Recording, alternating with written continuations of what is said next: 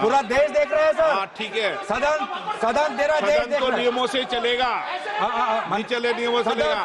सदन पूरा देश आप देख रहे नियमों से हैं चलना है, बोलिए तो ठीक, सदन पूरा देश बाहर नहीं बोलने देंगे सर। बार बार ऐसे उदाहरण आते हैं, बार और आप बीच बीच में डिस्टर्ब मत बार कीजिए। ऐसे उदाहरण आते हैं कि नीचे सरकार बैठिए, गुस्सा मत सरकार एक करिए कदम सदन लेती के है अंदर। और फिर 2 कदम पीछे जाती है। उसका एक और उदाहरण है sovereign gold bonds. Sovereign gold bonds ये सरकार ने 2015 में लाए। 2015 में ये सरकार ये सॉवरेन गोल्ड बॉन्ड्स इन्होंने शुरुआत की और अभी हाल की बजट में जब इनका पूरा ये स्कीम फियास्को हो गया, पूरा स्कीम फ्लॉप हो गया, अब ये स्कीम को बंद करना चाहते हैं। क्यों? क्योंकि इनका मंशा ये था कि बाहर से जो गोल्ड का इंपोर्ट आता है वो घटना चाहिए। इनका प्रेस रिलीज में यही सरकार का ये था जब सॉवरेन गोल्ड बॉन्ड्स आया। अब मैं जानना चाहता हूं आदरणीय वित्त मंत्री से कि sovereign gold imports since 2016 is it gone up or has it gone down? Which one of your objectives of the sovereign gold bond scheme have you achieved? We want to know. You got the sovereign gold bond scheme thinking that government borrowings, it will help government borrowings. But now your liabilities are such that even in this budget you have to pay around 8,900 crores, and in a few years from now the government liabilities has exceeded by 930%, and you have to pay close to 1 lakh crores, and that is why close to 67 tranches of sovereign gold bond payments have been withheld by this government. And this shows, again, that in this government they only care about headlines, they only care about speeches, they only care about optics, they don't know what is happening on the ground. They don't. Gaurav Gogoi जी बैठे हुए हैं। गौरव गोगोई जी ने आज gold monetization के ऊपर बात की। मैं 2 हेडलाइंस लेके आया हूं।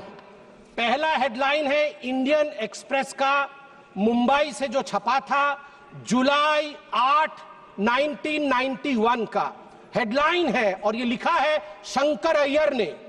हर कोई इसे सुने और पढ़े भी। Secret sale of gold by the Reserve Bank of India. 21,000 kg of metal airlifted to coded destination. एक समय था 1991 में राजीव गांधी ने और कांग्रेस पार्टी ने चंद्रशेखर जी की सरकार से हाथ खींच लिया था।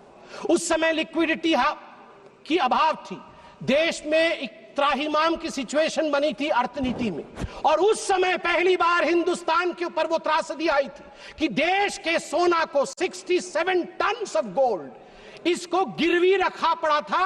और शंकर अय्यर जी कहते हैं कि मैं मुंबई के एयरपोर्ट में देख रहा था, चुपके चुपके गाड़ियां आ रही थी आरबीआई की और हिंदुस्तान के सोने को एयर इंडिया के एयर बस में लोड किया जा रहा था, हिंदुस्तान के बाहर भेजा जा रहा था। आप सोच के देखिए। और दूसरा हेडलाइन सभापति महोदया मैं पढ़ना चाहूंगा 31 मई 2024 का। RBI brings back home 100 tons of gold from United Kingdom. Narendra Modi ji के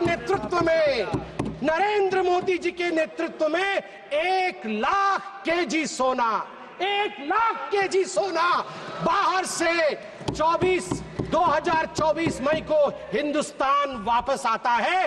एक ने यूपीए ने भारत मां के सोने को गिरवी रखा, हमारी मां के सोने को गिरवी रखा, और दूसरे लल्ला ने हमारे नरेंद्र मोदी ने अपने मां को अलंकृत किया।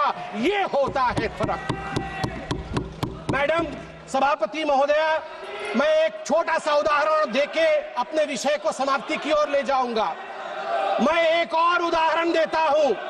पूरे इस सप्लीमेंट्री ग्रांट में power grid corporation of India limited PGCIL के लिए अधिक व्यय की मांग की गई है, मिनिस्ट्री ऑफ पावर के अंतर्गत आता है।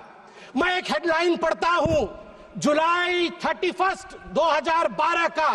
3 ग्रिड, मुझे याद है अभी निर्मला सीतारमण जी आएंगी, निर्मला सीतारमण जी उस समय प्रवक्ता थी, पार्टी की, बैठी हुई थी एक चैनल के डिबेट में। अचानक अंधकार हो गया, अचानक अंधकार हो गया, डिबेट बीच में बंद हो गया और 22 राज्यों में 22 राज्य में अंधकार हो गए थे, क्योंकि 30 और 31 जुलाई 2012 को नॉर्दर्न ग्रिड, ईस्टर्न ग्रिड और नॉर्थ ईस्ट ग्रिड, तीनों ग्रिड फेल हो गए।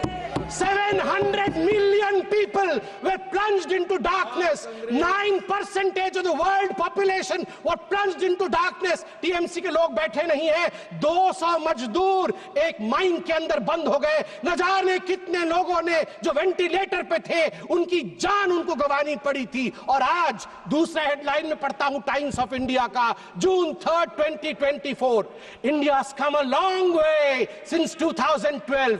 Outage, world's largest, even 250 gigawatt isn't a problem for India now. मई 30, 2024 को अचानक भारत की जो पावर की रिक्वायरमेंट थी वो सारी रिकॉर्ड तोड़ देती है। 250 गीगावाट हो जाता है भारत की पावर की आवश्यकता, मगर हमारा ग्रिड टूटता नहीं है, फेल नहीं होता है। World's largest unified power grid, ये हमारे नरेंद्र मोदी जी ने देश को बना करके दिया।